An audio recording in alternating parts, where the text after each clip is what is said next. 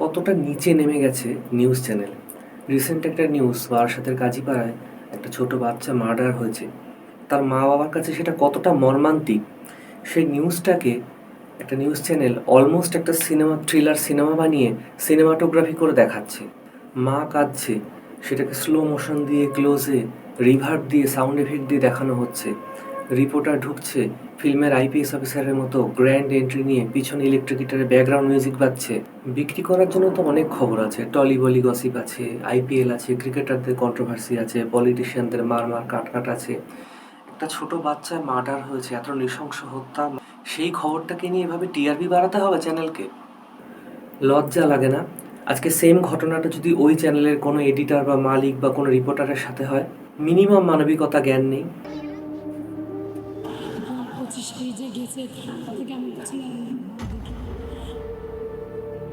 দেখুন, এই হচ্ছে জার্নালিজম।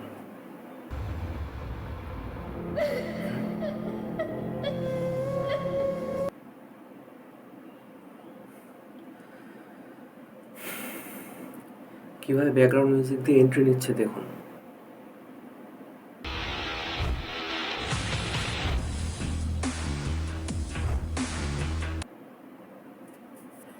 কোনো সিনেমা চলছে নাকি কোনো খবর দেখানো হচ্ছে? এটা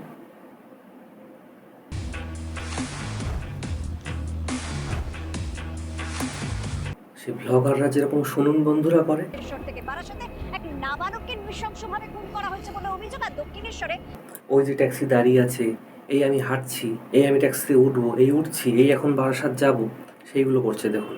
সবার প্রথমে চলুন বারাসাতে বেরোনো যাক। এটা কি কোনো সিনেমার শুটিং চলছে?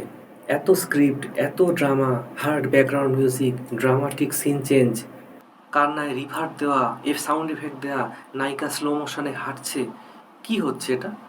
আমি পুরো ভিডিওটা দেখাতে পারবো না, কপিরাইট আসবে, নিচে কমেন্টে লিঙ্ক দিচ্ছি। আপনারা প্লিজ ইউটিউবে গিয়ে ভিডিওটা দেখুন, অন্তত ফার্স্টের 1 মিনিট দেখুন। TV9 Bangla, Barasat Kazipara child murder case. এবং লিটারালি এখানে প্রোমো দেখানো হচ্ছে। একটা বড় ভিডিওতে থাকে না, ফার্স্টে বিশেষ বিশেষ ইন্টারেস্টিং সিনগুলো দেখিয়ে দেওয়া হয় যাতে ইন্টারেস্ট ধরে যায় পুরো ভিডিওটা দেখার জন্য। সেরকম একদম মেন সিনগুলোকে একদম এফেক্ট দিয়ে ফার্স্টে 1 মিনিটের মতো একটা প্রোমো, ওই প্রোমো থেকে আমি কিছু ক্লিপ দেখালাম। প্রথম কথা, এই ধরনের খবর তুমি এরকমভাবে নাটকীয়ভাবে ব্যাখ্যা কেন করবে? তুমি এটাকে বর্ণনা করবে, তুমি এটা ডেসক্রাইব করবে। একটা মৃত্যু কতটা যন্ত্রণাদায়ক সেটা সবাই জানে, সেটাকে এভাবে সিনেমার সাউন্ড এফেক্ট দিয়ে বোঝাতে হবে, ব্যাকগ্রাউন্ড মিউজিক দিয়ে বোঝাতে হবে?